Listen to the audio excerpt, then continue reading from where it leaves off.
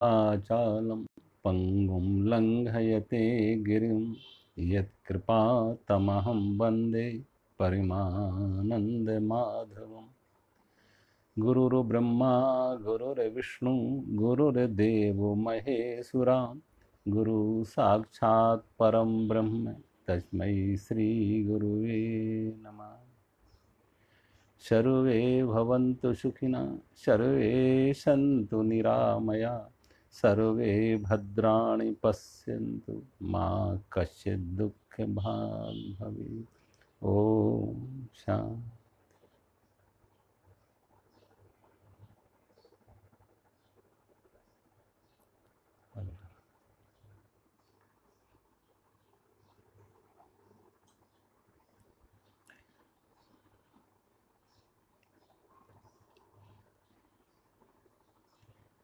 श्लोक नंबर अध्याय 11 श्लोक नंबर 52, 53, 54, 55।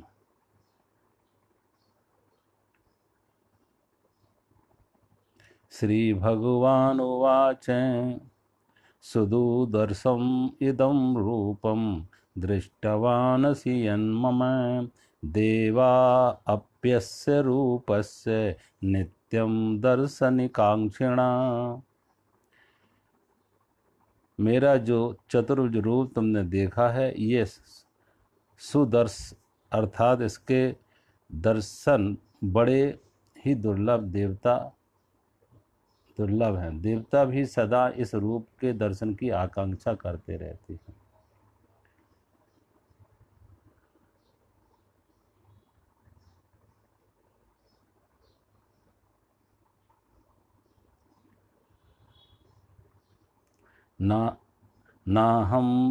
नाहं वेदेन तपसा न दानेन न चेज्जया शक्य एवं विदो द्रष्टुम दृष्टवानसि माम यथा। और हे अर्जुन, जिस प्रकार तुमने मुझको देखा है इस प्रकार चतुर्भुज रूप वाला मैं न वेदों से न तप से न दान से और न यज्ञ से ही देखा जा सकता हूँ।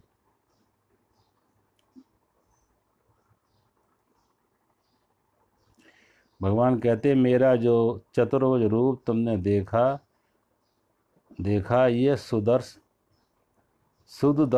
अर्थात इसके दर्शन बड़े ही दुर्लभ हैं। देवता भी सदा इस रूप के दर्शन को आकांक्षा करते हैं।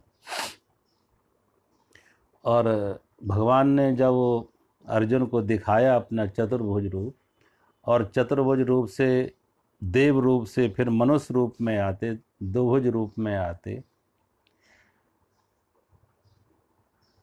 तो भगवान कहते अर्जुन मैंने तुम्हें ये रूप दिखाया चतुर्भुज, ये देवताओं को भी दुर्लभ है। अब देखो चतुर्भुज रूप एक तरह से प्रतीक है।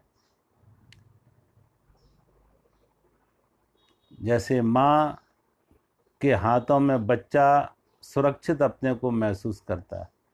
बच्चा किसी असुरक्षा के में स्थिति में हो, भय की स्थिति में हो, तो माँ क्या आती है करती है, जब बच्चा भयभीत हो जाता है, डर जाता, रोने लगता, तो माँ आके उसे अपने दोनों हाथों से उठा लेती है और दोनों हाथों से उठा के अपने गोद में ले लेती है। तो बच्चा निश्चिंत हो जाता, निर्भय हो जाता कि अब माँ के हाथों में मैं सुरक्षित हूँ, माँ की गोद में मैं सुरक्षित हूँ। ऐसे ही अर्जुन ने जब ये देखा भगवान का भयानक रूप, मौत का तांडव, मौत के मुंह में जाते हुए सब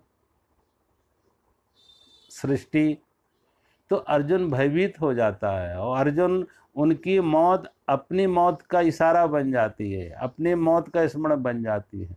तो अर्जुन जब भयभीत हो जाता तो भगवान से कहता अब मुझे अपना चतुर्भुज रूप। तो यह चतुर्भुज रूप इस बात का प्रतीक है कि माँ के पास दो भुजाओं में हम सुरक्षित थे और माँ ने मुझे एक सुरक्षा दी, परमात्मा मुझे सब तरह से सुरक्षा दे पाएगा। भगवान मुझे सब प्रकार से सुरक्षा दे पाएगा, चारों ओर से सुरक्षा। कहते नहीं लोग कि अब वो व्यक्ति चारों तरफ से सुरक्षित है, चारों तरफ से सुरक्षित है, चारों दिशाओं में सुरक्षित है। तो चार दिशाएं, चारों ओर की सुरक्षा के लिए चार हाथ। तो चार हाथ एक प्रतीक हैं कि यानी व्यक्ति अब परमात्मा के हाथों, भगवान के हाथों चारों तरफ से सुरक्षित है। तो चार हाथ एक आश्वासन है व्यक्ति के लिए कि व्यक्ति सुरक्षित है, भक्त सुरक्षित है। जैसे माँ के दो हाथों में बालक सुरक्षा महसूस करता, अब हम तो परमात्मा के चार हाथों में हैं और चारों तरफ से सुरक्षित है। चार हाथ चारों तरफ से, चारों दिशाओं में सुरक्षित है। तो ये चार हाथ सुरक्षा के प्रतीक हैं। और भगवान कहते हैं ये देवताओं को भी दुर्लभ है, देवता भी इसकी आकांक्षा करते हैं। अब देवताओं की स्थिति क्या है? देवताओं को सुरक्षा नहीं है। देवताओं पे जब विपत्ति आती है तो भगवान के पास आते हैं सुरक्षा के लिए। और जो भगवान विष्णु का ये चतुर्भुज रूप है, विष्णु रूप है, ये है पालन का। सृष्टि का निर्माण करते हैं ब्रह्मा, सृष्टि का लय करते हैं, नाश करते हैं शिव, लेकिन सृष्टि जो बीच में का पालन करते हैं, पालन करने वाले विष्णु हैं। तो अब हुआ क्या, जन्म ही हमारे हाथ से निकल गया, उसकी कोई स्मृति नहीं, जो भी जहाँ था जैसे भी था, और मौत भी कल हमारे हाथ में नहीं है। तो अब जो है हमारे हाथ में भी कुछ अभी भी नहीं है, लेकिन व्यक्ति अपने को सुरक्षित महसूस करेगा अगर उसकी परवरिश ठीक होती है, अगर उसकी सुरक्षा ठीक होती है। तो भगवान से अब सुरक्षा मांग रहे कि जन्म मौत के बीच में जो जीवन है इसकी सुरक्षा परमात्मा से और चतुर्भुज भगवान से, विष्णु से। तो और देवताओं को भी दुर्लभ है, क्योंकि देवता कौन है? गीता में आता है कि जिन्होंने ज़्यादा पुण्य किए हैं तो पुण्यों की पूंजी लेके वो स्वर्ग में जाते हैं। और स्वर्ग क्या है? इस लोक से, मृत्यु लोक से स्वर्ग लोक में ज़्यादा सुख है, ज़्यादा सुविधा है, ज़्यादा भोग के साधन हैं, ज़्यादा विलासता है, ज़्यादा ऐश्वर्य है। तो ज़्यादा भोग की सुविधा है, विलासता है, तो वो स्वर्ग है। तो वो पुण्य जो किए थे, वो पुण्य उनके लिए क्या है? वो पुण्य किए थे स्वर्ग के लिए, वो एक तरह से पूंजी है उनकी, कि उन्होंने इतनी पूंजी लगाई है। जैसे कोई व्यक्ति, अब रहने को आदमी कोई सामान्य से किसी धर्मशाला में रह जाता, होटल में रह जाता, लेकिन जिनके पास पैसा है वो 5 स्टार होटल में जाके रहेंगे। अब वो 5 स्टार होटल में भी, किसी बड़े हिल स्टेशन में भी, विदेश यात्रा में भी कब तक रहेगा? जब तक उसके पास पैसा है। और पैसा खत्म हुए तो फिर वापस आएगा अपने देश में कमाने के लिए, अपने घर कमाने के लिए। यहाँ से कमा के ले जाएगा, वहाँ खर्च करेगा। तो देवता कर्म योनि नहीं है, भोग योनि है। जो यहाँ से कमा के ले गए वो स्वर्ग में जाके खर्च करेंगे। और वो सुरक्षित महसूस कभी नहीं करते, क्योंकि उन्हें हर समय भय लगा रहता है कि कब उनका, अब देखो कितनी कथाएं पुराणों में आती है कि इंद्र सदा भयभीत रहता है कि कहीं उसका इंद्रासन न छिन जाए। कभी असुरों से भयभीत रहता है कि असुर मेरा सिंहासन ना ले ले, तो कभी मनुष्यों में कोई तप करने लगे। कथा आती ना कि जब कहते हैं नारद ने तप किया तो इंद्र जो है भयभीत हो जाता, डर जाता कि कहीं नारद मेरा इंद्रासन तो नहीं लेना चाहते। तो ऐसा व्यक्ति हर समय डरा हुआ रहता, भयभीत रहता, असुरक्षित रहता। और देखो, जिनके पास ज़्यादा भोग हैं, जिनके पास ज़्यादा साधन हैं, जिनके पास ज़्यादा सुविधा है, उन्हें डर भी ज़्यादा है छीनने का, छूटने का। उन्हें सुरक्षा भी ज़्यादा चाहिए। कभी देखो कोई गरीब आदमी, उसको कोई सुरक्षा चाहिए? उसे कोई सुरक्षा नहीं। अब जिनके पास धन है, जिनके पास पद है, जितना ज़्यादा धन है, जितना बड़ा पद है, उतनी बड़ी सुरक्षा चाहिए उन्हें, उतनी बड़ी उन्हें सुरक्षा चाहिए। तो वो सदा भयभीत रहते। लेकिन भगवान की सुरक्षा उन्हें क्यों नहीं मिल पाती? वो अपनी सुरक्षा अपने साधनों से करते। भक्त अपनी सुरक्षा भगवान से करता है और धनवान साधन संपन्न देवता अपनी सुरक्षा अपने साधनों से करते हैं, अपने धन की शक्ति से, अपने पद की शक्ति से अपनी सुरक्षा करते हैं। लेकिन भक्त की सुरक्षा, न उसके पास धन, न उसके पास कोई वस्तु पद, वो उसकी सुरक्षा भगवान है और भगवान के चतुर्भुज रूप उसकी सुरक्षा है। तो असल में सही अर्थों में देवताओं को भी वो भगवान की सुरक्षा नहीं मिलती है, क्योंकि देवता भगवान पर उतना भरोसा नहीं करते हैं जितना एक भक्त करता है। तो जीसस क्राइस्ट ने लिखा ना एक जगह कि यद्यपि ये असंभव है कि कोई ऊंट सुई के छेद से निकल जाए।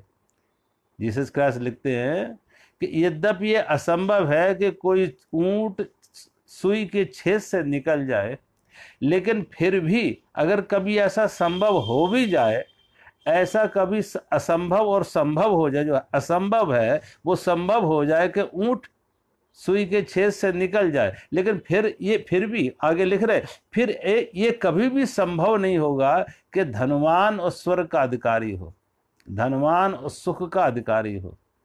यानी धनवान को सुख नहीं मिलता, शांति नहीं मिलती, सुरक्षा नहीं मिलती है, वो हर समय भयभीत रहता है। उसकी सुरक्षा अपने साधनों से, धन से, पद से अपनी सुरक्षा चाहेगी, लेकिन परमात्मा की सुरक्षा नहीं। और धन और पद की सुरक्षा देख लो, इन सब के होते हुए भी कितने असुरक्षित होते हैं। धन कब छिन जाए, पद कब छिन जाए, तो सदा ऐसा व्यक्ति भयभीत। लेकिन जिसने भगवान की सुरक्षा चाहिए, जिसने परमात्मा की सुरक्षा चाहिए है, ऐसे व्यक्ति की सुरक्षा कभी छिनती नहीं। परमात्मा की सुरक्षा, भगवान की सुरक्षा कभी छिनती नहीं है। तो भगवान कहते हैं ये चतुर्भुज रूप देवताओं को भी दुर्लभ है। जो अर्जुन मैंने तुमको दिखाया वो भी इसकी आकांक्षा करते हैं, आकांक्षा करते हैं, लेकिन उनमें क्या है, अनन्य भक्ति नहीं है। आदमी चाहता तो बहुत कुछ है, लेकिन भाव नहीं है, भक्ति नहीं है, प्रेम नहीं है। उसकी आकांक्षा ऐसी है कि ये भी मिल जाए, जैसे धन मिल गया, पद मिल गया, ऐसे परमात्मा भी मिल जाए। परमात्मा को पाने की तड़प हो, परमात्मा को पाने की एक प्यास हो, परमात्मा को पाने की गहरी अभिप्सा हो, वो नहीं है, वो नहीं होती है। वो ऊपर ऊपर कुनकुने मन से मिल जाए तो ठीक, ना मिल जाए तो ठीक। तो वो देवताओं की जो आकांक्षा है वो कुनकुने मन से है, अनन्य भाव नहीं है, अनन्य भक्ति नहीं है। इसलिए देवताओं को परमात्मा की ये रूप का दर्शन नहीं हो पाता, ये इन चार चतुर्भुज रूप की सुरक्षा नहीं मिल पाती है। और भगवान लिख रहे हैं, और हे अर्जुन, जिस प्रकार तुमने मुझको देखा, इस प्रकार चतुर्भुज रूप वाला मैं न वेदों से, न तप से, न दान से, न यज्ञ से देखा जा सकता है। देखो, भगवान की ये सुरक्षा, भगवान का ये रूप, इसका कोई कीमत नहीं है। अब बाजार से जब कोई वस्तु हम खरीदते हैं ना, कोई हमने वस्तु एक घड़ी खरीदी, तो वो घड़ी की कीमत क्या, हमें चलो 100 रुपए की घड़ी है, तो यानी 100 रुपए है उसकी कीमत। बल्कि जिसने बनाई होगी उसने 80 की बनाई, 80 में बनाई होगी तो 100 में बेच दी, 20 रुपए प्रॉफिट हो गया। तो जो कीमत लगाई है उस कीमत से वो वस्तु सदा कम की है, जो कीमत दी है उस कीमत से वो वस्तु सदा कम की है। लेकिन परमात्मा की कीमत नहीं आंकी जा सकती, भगवान की कीमत नहीं आंकी जा सकती। अगर परमात्मा की भी कीमत आंकी जाए कि कोई परमात्मा की कीमत जो है वेद है का अध्ययन है, परमात्मा की कीमत कोई तप है, परमात्मा की कीमत कोई दान है, परमात्मा की कीमत कोई यज्ञ है, तो नहीं। कीमत देके ये देखे कि हमने वेद अध्ययन कर लिया इसलिए परमात्मा मिलेगा, मेरा अधिकार हो गया, मैंने मूल्य चुका दिया। कोई ये कहे मैंने इतने ऐसा तप कर लिया इसलिए अब परमात्मा मेरा हो गया ना। परमात्मा का कोई मूल्य नहीं है, कोई कीमत नहीं है, और कोई शर्त नहीं है कि वो दान से मिल जाए, तप से मिल जाए, यज्ञ से मिल जाए, वेद अध्ययन से मिल ना। परमात्मा सिर्फ मिलेगा भाव से, भक्ति से। और भगवान कह रहे अनन्य भक्ति, अनन्य भक्ति से। तो भगवान अर्जुन को कह रहे हैं जिस प्रकार तुमने मुझे देखा इस प्रकार चतुर्भुज रूप न वेदों से, न तप से, न दान से और न यज्ञ से, किसी से नहीं जाना, क्योंकि ये सब बाहर की वस्तुएं हैं, संसार की वस्तुएं, वेद व संसार की वस्तुएं हैं। तप दान यज्ञ ये सब बाहर की है। बाहर की वस्तुएं देकर परमात्मा को खरीदना ये संभव नहीं। और है क्या, सोचो, जो सब कुछ है वो भी उसी का है। जो इस संसार में है, जो है वस्तु, व्यक्ति, पदार्थ, धन, वो सब किसका है?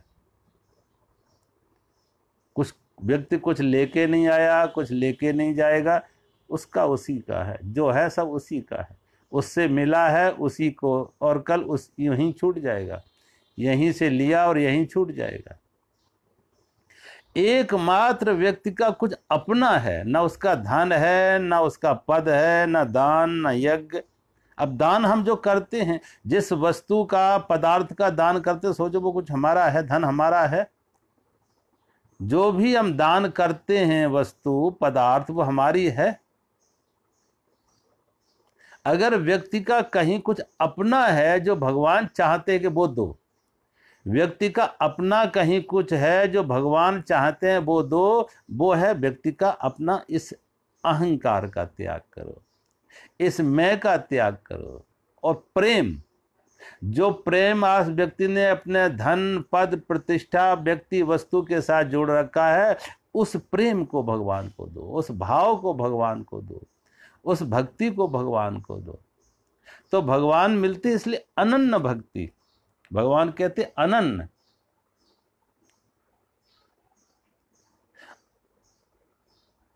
अब अनन्य का अर्थ ये नहीं कि इसमें कोई दूसरा नहीं है। अनन्य का अर्थ लोग लगाते हैं कि संसार से हटा के भगवान में, ना, संसार से हटा के भगवान में लगाना अनन्य भक्ति नहीं है।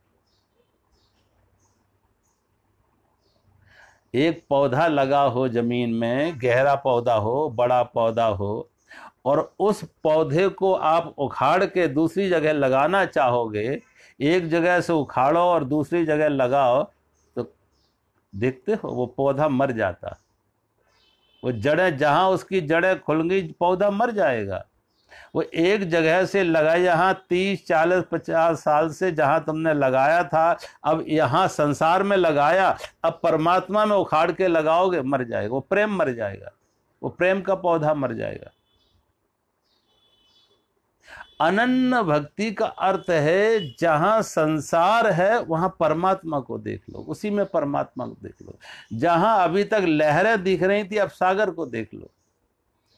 जहां अभी तक लहरें दिख रही थी कि ये लहरें हैं, ये तरंगे हैं, ये बुदबुदे हैं, वहां सागर को देख लो। तो अनन्य हो गया। अब अन्य कोई नहीं रहा, सब रूप में एक ही रूप दिख रहा है। लहर दिख रही तो सागर दिख रही, बुदबुदे दिख रही तो सागर दिख रहे, कोई तरंग दिख रही तो सागर दिख रही। जो भी दिख रहा वो सागर की याद दिलाते, सागर ही सागर दिख रहा, हर रूप में सागर है। जिस दिन संसार को, हर वस्तु, व्यक्ति में परमात्मा का भाव आ जाए कि परमात्मा है, वो अनन्य भक्ति है। अनन्य ये नहीं कि पत्नी से हटा के परमात्मा में लगाओ। अनन्य का ये अर्थ ये नहीं है पुत्र से हटा के परमात्मा में लगाओ। अनन्य का अर्थ ये नहीं है कि पति से हटा के परमात्मा लगाओ। पति में परमात्मा को देख लो, पत्नी में परमात्मा को देख लो, पुत्र में परमात्मा को देख लो। क्योंकि हटाया, इधर से हटाया तो देखो वो छीना झपटी में कितने लोगों को एक तरफ से, एक से हटाते हैं दूसरी लगाते, छीना झपटी में वो प्रेम मर जाता, प्रेम ही मर जाता, कठोरता आ जाती है ऐसे लोगों को। जो लोग संसार से पलायन किए, भागे, उनको देखो प्रेम ही उनका मर गया, उनका रस ही सूख गया, प्रेम ही मर गया, कठोरता आ गई। जो पत्नी के प्रति कठोर बना, जो पुत्र के प्रति कठोर बना, जो पति के प्रति कठोर बना, जो परिवार के प्रति कठोर बना, वो परमात्मा के प्रति भी कठोर हो गया। उसका प्रेम ही, प्रेम का रस ही सूख गया, प्रेम का रस ही मर गया, प्रेम ही मर गया। सोचो कि कोई ये मान ले कि नहीं परम पत्नी बाधक है, पति बाधक है, पुत्र बाधक है, परिवार बाधक है, और छोड़ के भागो, इन्हें छोड़ के भागो, इन्हें रोते बिलखते छोड़कर भागो। तो जहां छोड़ के जिन्हें रोते बिलखते जिन्हें छोड़ के भाग रहे हो, वो तुम्हारा पीछा करेंगे, उनके आंसू तुम्हारा पीछा करेंगे। वो कठोरता तुम्हें परमात्मा से के प्रति कठोर बना देगा। जो कठोरता तुमने दिखाई संसार के प्रति, व्यक्तियों के प्रति, वो कठोरता परमात्मा के साथ भी कठोरता हो जाएगी। तो प्रेम मर गया, प्रेम सूख गया। इसलिए भगवान के अनन्य भक्ति का अर्थ है, भगवान कहते हैं हर रूप में परमात्मा को देखो।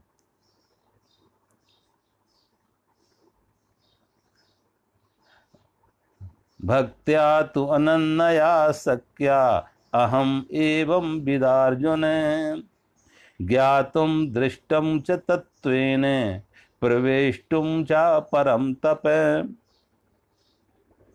परंतु हे परम तप अर्जुन, अनन्य भक्ति के द्वारा इस प्रकार चतुर्भुज वाला मैं प्रत्यक्ष देखने के लिए, तत्व से जानने के लिए, प्रत्यक्ष देखने के लिए, तत्व से जानने के लिए तथा प्रवेश करने के लिए, अर्थात एक ही भाव से प्राप्त होने के लिए मैं शक हूँ। भगवान को प्रत्यक्ष देखने के लिए, तत्व से जानने के लिए तथा प्रवेश करने के लिए, एक ही भाव से प्राप्त होने के लिए मैं शक हूँ। किस प्रकार? अनन्य भक्ति से। मैं यहाँ लिखा अनन्य भक्ति से। हे परम तप अर्जुन, अनन्य भक्ति के द्वारा, अनन्य भक्ति के द्वारा, अनन्य भक्ति के द्वारा यानी अब अन्न रहा ही नहीं। अनन्य का अर्थ है अन्न का अभाव। अनन्य का अर्थ है अन्न का अभाव। अब दूसरा कोई है ही नहीं, हर रूप में वही है। तेरे रूप अनेक तू एक ही है। जहां भी दृष्टि जाएगी उस वही रूप दिखेगा, वही परमात्मा दिखेगा। मनुष्यों में वही, पशु पक्षियों में वही, प्राणी मात्र में वही, वृक्षों में वही, पत्नी में वही, पति में वही, पुत्र में वही, पिता में वही, सब एक रूप, वही रूप देखेगा, वही है। सब में उसी को देखना ये अनन्य है। कभी लोग अर्थ लगाते इसको छोड़ के उसमें, यानी पति को छोड़ के परमात्मा में, पत्नी को छोड़ के परमात्मा में, पुत्र को छोड़ के परमात्मा में, तो वो अनन्य नहीं होगा, वो प्रेम मर जाएगा, वो कठोरता परमात्मा के प्रति कठोरता हो जाएगी। यानी हर रूप में उसको देखना और हर क्रियाकलाप में, हर व्यवहार में उसी को तत्व से जानना, उसी को देखना, तत्व से जानना। जब कोई सागर को जान रहा है कि हर लहर में सागर है, हर लहर में सागर है, बुलबुले में, बुदबुदे में भी सागर है, उसकी तरंग में भी सागर है, चारों तरफ जब सागर ही के अनेक रूप हैं, और अब जो लहर में एक बूंद में भी जो तत्व है, तत्व क्या है? पानी का तत्व क्या है? H2O, hydrogen oxygen. अब एक बूंद पानी में जो तत्व है हाइड्रोजन ऑक्सीजन, वही सारे समुद्र में, वही सारे समुद्र में, वो तत्व से जाना उसने। ऐसे ही जो परमात्मा व्यक्ति वस्तु में जो परमात्मा दिख रहा है सच्चिदानंद, वही सब में है, वो तत्व से है। पत्नी में भी वही सच्चिदानंद है, पति में भी वही सच्चिदानंद है, पुत्र में भी वही सच्चिदानंद है। जो अपने अंदर है वही समष्टि में सब में है। तो हर रूप में वही दिखेगा, परमात्मा दिखेगा, सच्चित आनंद दिखेगा, तत्व से दिखेगा। और उसके साथ एक ही भाव से प्राप्त होने के लिए एक ही भाव, क्योंकि एक ही भाव का यही अर्थ है कि अगर वो सागर की अनेक लहरें, हर लहर एक दूसरे से जुड़ी हुई है, हर लहर सागर से जुड़ी हुई है। सागर की लहर सागर की अन्य लहरों से अलग नहीं है, एक ही भाव। आज हमारे आपके अंदर जो परमात्मा है वही परमात्मा सभी के अंदर है, सारी सृष्टि में वही है, तत्व से भी वही है और एक ही भाव से, सब एक ही भाव से, एक ही भाव का है, सब में एक ही भाव है। जो मैं हूं वही सब में है, जो मेरे अंदर है वही सब में है। तो परमात्मा के प्रति एक लहर सागर से जुड़ी है, सारी लहरें सागर से जुड़ी हैं, सब में वही एक समाया हुआ है। जिस दिन ऐसी व्यक्ति की स्थिति आ जाती उस दिन वो राग द्वेष से, वैर से, भय से मुक्त हो जाता। ना कोई राग, ना द्वेष, ना कोई मांग, ना कोई शिकायत, ना कोई भय, ना कोई प्रलोभन। कहते हैं एक बार एक नव दंपति पति पत्नी शादी करके अभी लौट रहे थे, वापस घर आ रहे थे अपने, तो रास्ते में नदी पड़ती थी। नदी पार करने के लिए नौका ली, और जब नौका में बैठे हुए लगभग नदी के बीच में आते तो एक तूफान जोर से उठा, और तूफान जब जोर से उठा तो नाव डगमगाई। जोर से तूफान आया तो नाव डगमगाई, और नाव डगमगाई तो नाव में बैठे लोग भयभीत हो जाते। जो नाव में सवार थे वो भयभीत हो जाते कि नाव अब डूबी तब डूबी, और लोग भयभीत होकर तरह तरह की मनौतियां मना रहे, प्रार्थनाएं कर रहे। कोई कह रहा मेरी नाव किनारे लग जाए तो भगवान हाथ दान करेंगे, पुण्य करेंगे, जाप करेंगे, यज्ञ करेंगे, उपवास करेंगे, तरह तरह के मनौतियां मना रहे। लेकिन इस नव दंपति में उस पत्नी ने अपने पति को देखा कि मैं उसका पति एकदम शांत बैठा हुआ, ऐसे तूफान में जहां नाव डगमगा रही है लेकिन ये उसका पति बिल्कुल शांत बैठा हुआ। पत्नी ने अपने पति से प्रश्न किया कि नाव डगमगा रही है, नाव लगभग डूबने वाली जैसी लग रही है, और आप ऐसे निश्चिंत बैठे हैं, क्या आपको मृत्यु का भय नहीं है? क्या आपको मृत्यु का भय नहीं कि नाव डगमगा रही, डूबने जैसी लग रही? जब पत्नी ने ऐसा प्रश्न किया पति से तो पति कोई उत्तर देता, पति ने कोई उत्तर ना दिया, बल्कि उसने अपने म्यान से तलवार निकाल ली। तलवार निकाल के और वो तलवार उसने पत्नी की गर्दन पर रख दी। पत्नी के गर्दन पर जब तलवार रख दी तो पत्नी वैसे ही खुश, वैसे ही शांत, वैसे ही खुश, वैसे ही शांत। पति ने पूछा कि ये तलवार तुम्हारे गर्दन पर रखी है, तुम्हें भय नहीं है?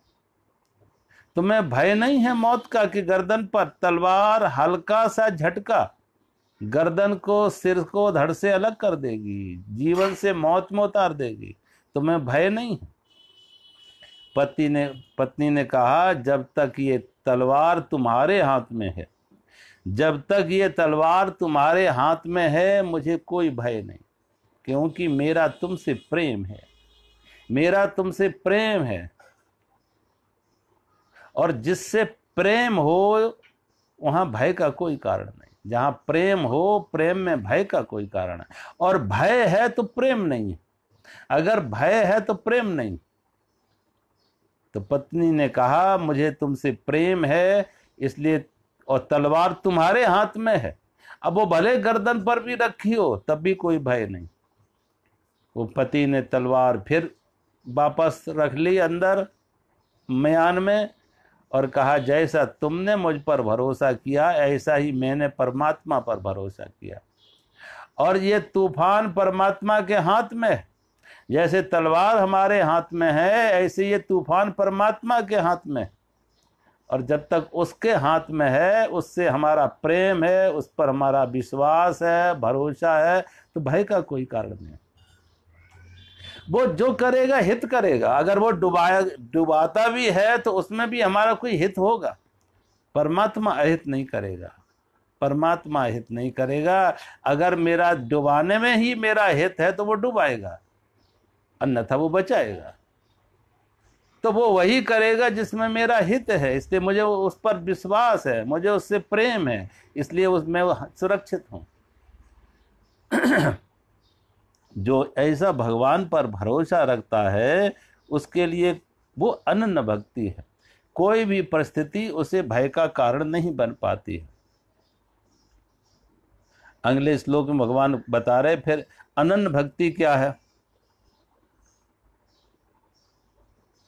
मत कर्म कृत मत परमः मद भक्ता संग वर्जिता निर्वैर सर्वभूतेषु या सा माम एति पांडुआ।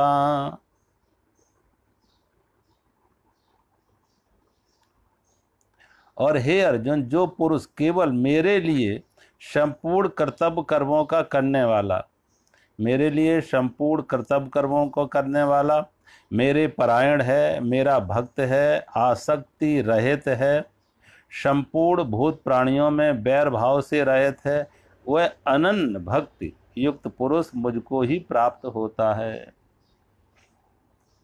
अब भगवान इसमें कह रहे हैं अनन्य भक्ति में बता रहे अनन्य भक्ति क्या है कि जो पुरुष केवल मेरे ही लिए संपूर्ण कर्तव्य कर्मों का करने वाला है। अब जो भी कर्तव्य कर्म भक्त कर रहा है, भगवान कहते हैं जो मेरा भक्त जो भी कर्तव्य कर्म कर रहा है वो किसके लिए कर रहा है? भगवान के लिए कर रहा है। क्योंकि अब उसके लिए संसार है ही नहीं। पति है तो परमात्मा है, पत्नी है तो परमात्मा है, पुत्र है तो परमात्मा है, पिता है तो परमात्मा है, जो भी है, पड़ोसी हैं वो परमात्मा है, पशु पक्षी हैं वो परमात्मा है, वृक्ष लताएं वो अब जहां जहां उसका व्यवहार हो रहा है उस व्यवहार में यही भाव है कि इस रूप परमात्मा का, ये रूप भी परमात्मा का, ये रूप भी। तो हर जगह उसके व्यवहार में करुणा होगी और प्रेम होगा। उसके व्यवहार में करुणा प्रेम होगा क्योंकि सब रूप उसी के रूप है, सारी सृष्टि उसी का रूप है। तो उसके व्यवहार में संपूर्ण कर्तव्य कर्मों को करने वाला, मत कर्म भगवान के लिए। वृक्षों को पानी दे रहा तो वृक्षों को नहीं पानी, परमात्मा को पानी पिलाया जा रहा। पशुओं के प्रति दया भाव परमात्मा के प्रति, पशुओं को पक्षियों को दाना परमात्मा को दाना। सारी सृष्टि मनुष्य मात्र के प्रति प्रेम भाव करुणा परमात्मा, क्योंकि हर रूप में परमात्मा है, सभी रूप पर। तो भगवान कहते मेरे लिए संपूर्ण कर्तव्य कर्मों को करने वाला, मेरे परायण, एकमात्र अब उसके जीवन का आश्रय क्या है? परमात्मा। अभी तक व्यक्ति जब परमात्मा संसार के साथ जुड़ा था तो संसार में अपना आश्रय खोज रहा था, धन में अपनी सुरक्षा खोज रहा था, परिवार में अपनी सुरक्षा खोज रहा था, किसी पद में अपनी सुरक्षा खोज रहा कि मेरी सुरक्षा कहाँ है, मेरा सुख कहाँ है? धन में, पद में, प्रतिष्ठा में, परिवार में। लेकिन अब उसके लिए धन पद परिवार नहीं, एकमात्र आश्रय अगर कहीं है तो परमात्मा। सब में परमात्मा है। धन में जहां जहां उसे आश्रय है, सुख है, वो सब परमात्मा के रूप है, एकमात्र परमात्मा। वो धन का संग्रह नहीं करेगा, धन संग्रह होगा तो हम सुरक्षित होंगे। परमात्मा है तो हम सुरक्षित हैं। जिस हाल में रखे, जिस परिस्थिति में रखे, परमात्मा में मेरी सुरक्षा है। और भगवान कहते मेरा भक्त आसक्ति से रहित। आसक्ति होती है व्यक्ति और वस्तु की, और जब तक ये आसक्ति व्यक्ति और वस्तु की आसक्ति है उसमें विभाजन होगा, मेरे और तेरे, अपने और पराये, कुछ से राग तो कुछ से द्वेष। जो मेरे हैं उनके प्रति राग, जो मेरे नहीं हैं उनके प्रति द्वेष। लेकिन जो भक्ति है वो समष्टि के प्रति है। भक्ति का अर्थ है समष्टि के प्रति, ना अब उसमें अब दो ना रहे, अपना और पराया दो नहीं रहे, उसमें शत्रु और मित्र दो ना रहे, एक ही रह गया, एक ही रह गया है। इसलिए कि मेरा भक्त के अंदर फिर आसक्ति नहीं होती है, भक्ति होती है। जो समष्टि में एक को देखे, एक परमात्मा को देखे, जो समष्टि का व्यक्ति वस्तु का विभाजन ना करे, वहाँ पे आसक्ति खत्म हो जाती, भक्ति रह जाती। जब वो विभाजन करता है अपने और पराये में, मेरे और तेरे में, प्रिय और अप्रिय में, तो आसक्ति बनती है, तब आसक्ति बनती है। तो समष्टि में एक को देखना भक्ति बनती है। तो भगवान कहते हैं मेरा भक्त आसक्ति रहित हो जाता, आसक्ति रहित होता तब भक्त सहित होता। जब आसक्ति हटती है तब भक्ति आती है, और संपूर्ण भूत प्राणियों में बैर भाव से रहित हो जाता है। संपूर्ण भूत प्राणियों में, संपूर्ण भूत प्राणियों में बैर भाव से रहित, उसके लिए अब कोई बैर नहीं है, कोई दूसरा है ही नहीं, तो बैर कैसे करेगा? बैर भय तभी होगा जब कोई दूसरा है। जब दूसरा है ही नहीं, परमात्मा ही है, तो बायां हाथ दाएं हाथ से बैर करेगा? सोचो, बायां पैर दाएं पैर से बैर करेगा, या हाथ पैर से बैर करेंगे, या पैर हाथ से बैर करेंगे? जब एक ही है तो बैर का भाव कहाँ रहता? सबके में एक ही परमात्मा का दृष्टि आ गई, अनन्य भाव आ गया, सब में एक ही परमात्मा है, तो अनन्य भक्ति युक्त पुरुष, उसमें किसी के प्रति बैर नहीं है, क्योंकि सब में एक ही अनेक अनेक रूपों में परमात्मा ही समाया हुआ।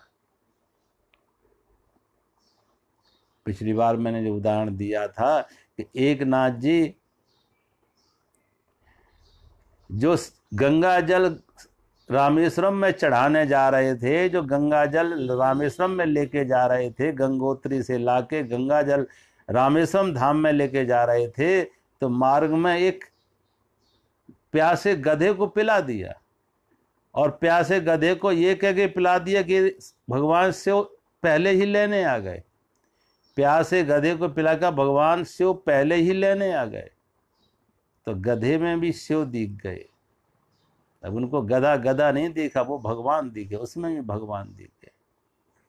सभी प्राणियों में जो परमात्मा को देखे, उसकी करुणा, उसका भाव, उसकी भक्ति, वो अनन्य भक्ति है। कि सारे रूप उसी के रूप है, कोई रूप परमात्मा से अलग नहीं है, उसकी कहीं कोई शिकायत नहीं, सबके पास भाव है, उसके प्रति एक है, भक्ति है। सारा व्यवहार, सारा क्रियाकलाप परमात्मा, वो ऐसा नहीं करेगा जैसे आज प्राय लोग करके हैं। व्यक्ति एक जगह धोखा देगा और वहां से धन का इकट्ठा करेगा, क्यों? अपनों के लिए। वो पराये हैं, ये अपने हैं, उनको धोखा देके उनसे ले लो इनके लिए। वो अपने हैं, ये अपने हैं, वो पराये हैं। तो जो अपने और पराये का होगा, वहां आदमी झूठ भी बोलेगा, धोखा भी देगा, बेईमानी भी करेगा। लेकिन जब सब अपने हैं तो किसके साथ बेईमानी और किसके साथ धोखा, और किसका लेके किसको दोगे? अब ये नहीं कि इसका लेके इसको दे दो, सब उसी के हैं।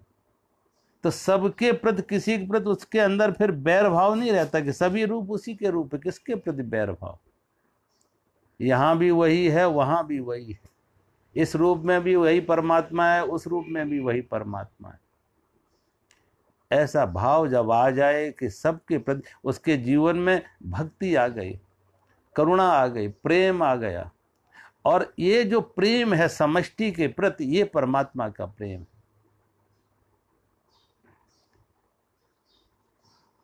वहां पे कोई स्त्री है, वो परमात्मा का रूप है, पुरुष है, वो परमात्मा का, बालक वृद्ध है, वो सब परमात्मा का रूप। इस जाति है तो वो परमात्मा की, वो जाति है तो परमात्मा का, ये संप्रदाय तो परमात्मा का, वो संप्रदाय तो परमात्मा का, काला है तो परमात्मा, गोरा है तो परमात्मा, सारे रूप परमात्मा के रूप है। आज दुनिया भर में जो इस तरीके से संघर्ष है, पीड़ा है, राग द्वेष है, इसके पीछे मुख्य कारण क्या है कि यहाँ पे व्यक्ति परमात्मा को नहीं देख पा। परमात्मा की बात करता है, एक परमात्मा की बात करता है, जैसे जितने मोनोथीस्ट हैं, जो एक परमात्मा को मानने वाले हैं।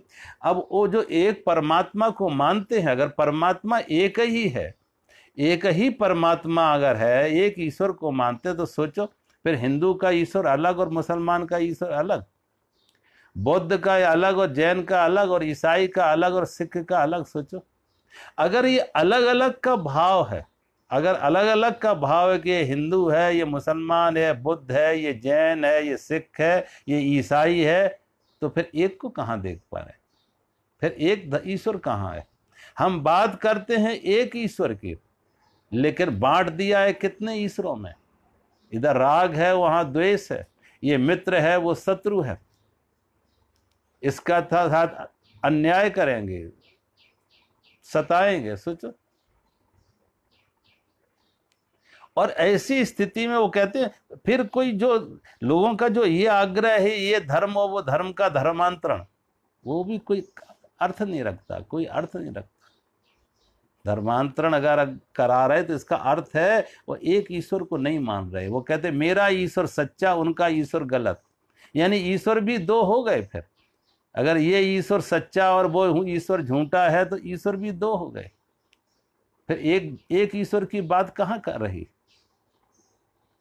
एक बार कहते हैं कोई ईसाई, कोई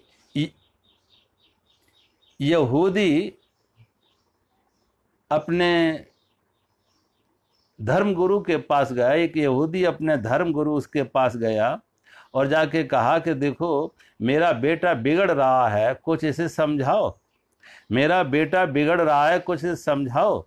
तो उस धर्मगुरु ने पूछा, यहूदी धर्मगुरु ने पूछा, बेटा क्या बिगड़ रहा है, क्या बुराई आ गई इस बेटे में? उसने कहा कि ये मेरा बेटा क्रिश्चियन हो रहा है, यहूदी से क्रिश्चियन हो रहा है, ये मेरा बेटा, ये बिगड़ रहा है। यहूदी से क्रिश्चियन हो जाए तो बिगड़ रहा है। तो उसने कहा कि अब मैं क्या कहूँ, मेरे तो 3 बेटे हैं और तीनों बेटे अमेरिका में गए और अमेरिका में तीनों बेटे मेरे क्रिश्चियन हो गए। तीनों बेटे मेरे जो अमेरिका में गए वो तीनों क्रिश्चियन हो गए, यहूदी से क्रिश्चियन हो गए। तो उन्होंने कहा फिर क्या करना चाहिए, कैसे बचाना चाहिए अपने को? वो कहने लगे अपने को फिर कैसे बचाएं? तो उन्होंने कहा चलो भगवान से प्रार्थना करेंगे, परमात्मा से प्रार्थना करेंगे। और प्रार्थना क्या करेंगे कि तुम बचाओ। तो कहते हैं जब वो परमात्मा से प्रार्थना करने जाते हैं तो परमात्मा ने कहा कि तुम्हारे बेटे क्रिश्चियन बने सो बने, मेरा तो एक ही बेटा था, वो भी क्रिश्चियन बन गया।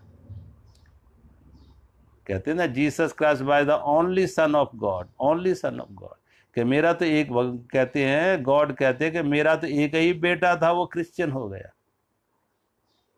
ये सारा जो धर्म है कि ये क्रिश्चियन का परमात्मा अलग है, बौद्ध का परमात्मा अलग है, हिंदू का अलग है, ईसाइयों का अलग है, मुसलमानों का अलग है।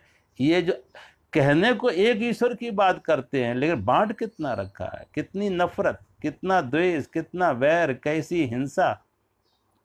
और मैंने कहा ना, ये कभी ये वैर, भय, हिंसा, द्वेष ये धर्म का नहीं है। ये धर्म के नाम से जो धंधे, दुकानें हैं, वो अपनी अपनी दुकानों को चलाना है, अपने अपने स्वार्थ सिद्ध करना है। अब जीसस क्राइस्ट तो यहूदी थे, और यहूदी से और जीसस क्राइस्ट से ही ईसाई धर्म शुरू हुआ। जीसस क्राइस्ट खुद यहूदी थे और यहूदी से उसके बाद जीसस क्राइस्ट से ही तो ईसाई धर्म शुरू हुआ, क्रिश्चियन धर्म शुरू हुआ। तो कहते भगवान कहते मेरा एक ही बेटा था, क्रिश्चियन हो गया। भगवान बुद्ध कौन थे? सोचो, भगवान बुद्ध सनातन धर्म के अनुयायी थे, लेकिन बुद्ध से एक नया धर्म शुरू हो गया। सिख के 9-10 गुरु जो थे, 10 गुरु कौन थे? हिंदू थे, सनातन धर्म को मानने वाले थे, वेदों को मानने वाले थे, लेकिन वो धर्म फिर अलग हो गया। जैन धर्म सनातन धर्म का अंग, सनातन धर्म था, सनातन संस्कृति को, वेदों को, उपनिषदों को मानने वाले थे, लेकिन वो अपने को अलग कर लिए। अब ये सब एक परमात्मा की बात करते हैं, लेकिन विभाजन करते जाते हैं, तोड़ते जाते हैं। और विभाजन करें मात्र ही नहीं रहते, बाहर का विभाजन दिलों का विभाजन हो जाता है। दिलों में एक दूसरे पर नफरत हो जाती है, द्वेष हो जाता है, वैर हो जाता है, भय और हिंसा का भाव आ जाता है। इनको मिटा के अपने को बचाना है, और एक दूसरे के दुश्मन बन जाते। देखो जितने युद्ध, जितना नरसंहार, जितना खून खराबा धर्म के नाम से हुआ, शायद वो राजनीतिक और आर्थिक कारणों से उतना नरसंहार नहीं हुआ, उतने युद्ध नहीं हुए।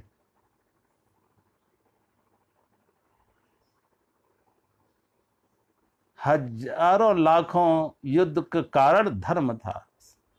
अब देखो सारा इतिहास उठा के देख लो, कहने को हम कहते हैं धर्म युद्ध, लेकिन धर्म का खून खराबा हो रहा है, हत्याएं हो रही हैं, बलात्कार हो रहा है, आगजनी हो रही है, और धर्म, अब धर्म का धर्म हो रहा है, अधर्म हो रहा है। किस तरीके से खास तौर से इन मुसलमान और ईसाइयों में कैसी होड़ लगी हुई है कि सारी दुनिया मेरे मतानुयायी हो जाए। मुसलमानों की दौड़ है, कोशिश है कि सारी दुनिया मुसलमान हो जाए, ईसाइयों की कोशिश है कि सारी दुनिया ईसाई हो जाए, और दोनों के बीच में कैसी स्पर्धा है, कैसी स्पर्धा है, कैसी होड़ लगी हुई है, कैसा खून खराबा है। ये परमात्मा का भक्ति नहीं है, ये सब अपने अपनी दुकानें हैं, अपने अपने स्वार्थ, अपना अपना अहंकार, ये अपने अपने अहंकार की पूर्ति के लिए सारी दौड़ है।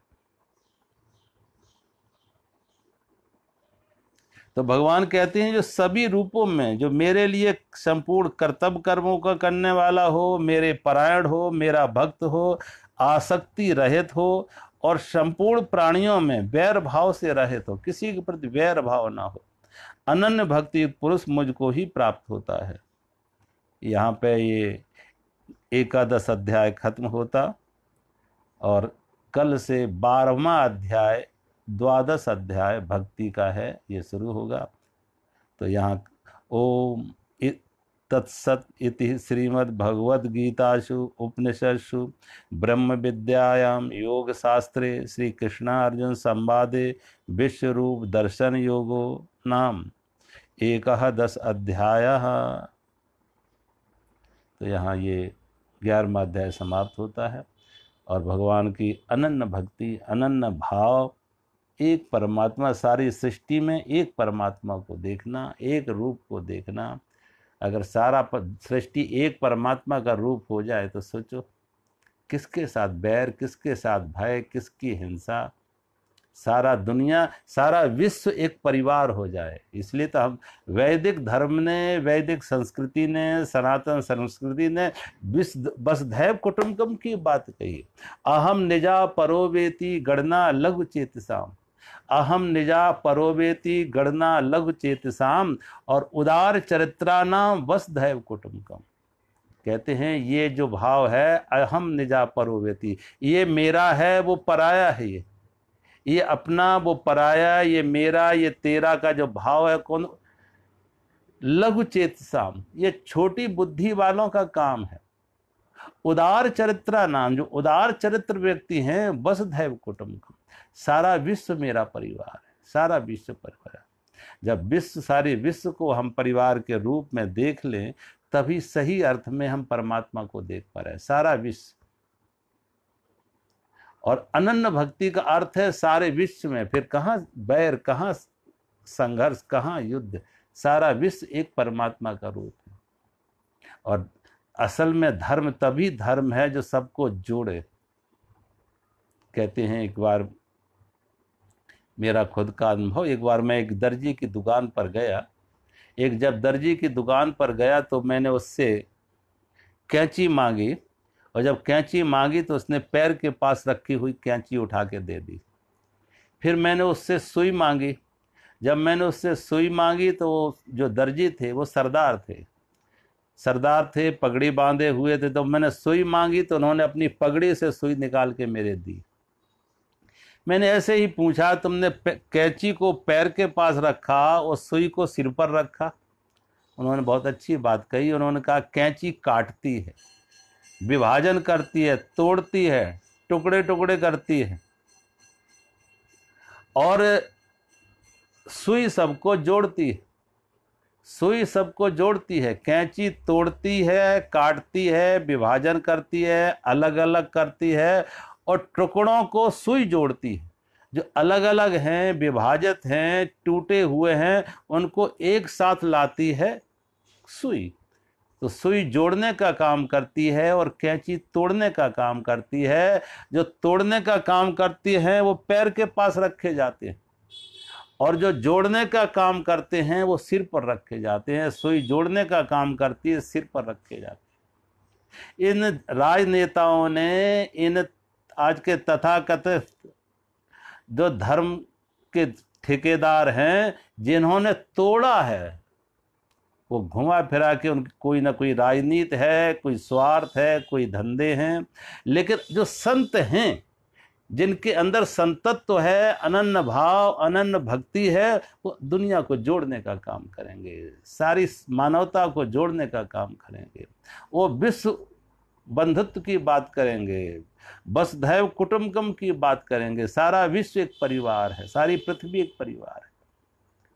उदार चरित्रा नाम वसुधैव कुटुंबकम। इसलिए हमारे सनातन धर्म ने, इस सनातन धर्म ने सदा ही वसुधैव कुटुंबकम की बात कही। और जब वसुधैव कुटुंबकम की बात दुनिया में किसी, इसलिए हिंदू धर्म ने कभी किसी का धर्मांतरण नहीं किया, किसी के साथ युद्ध नहीं किया धर्म के नाम से। धर्म के नाम से किसी के साथ युद्ध नहीं किया कि मेरा धर्म छोटा हो, तुम्हारा, हमारा बड़ा, तुम्हारा छोटा। कोई धर्म के, सारी दुनिया के लोग जो धर्म के नाम से, जिनके पास अत्याचार हुआ, अन्याय हुआ और भागे, पलायन किए, भारत ने उनको शरण दी। उनके लिए भारत शरण स्थली बनी।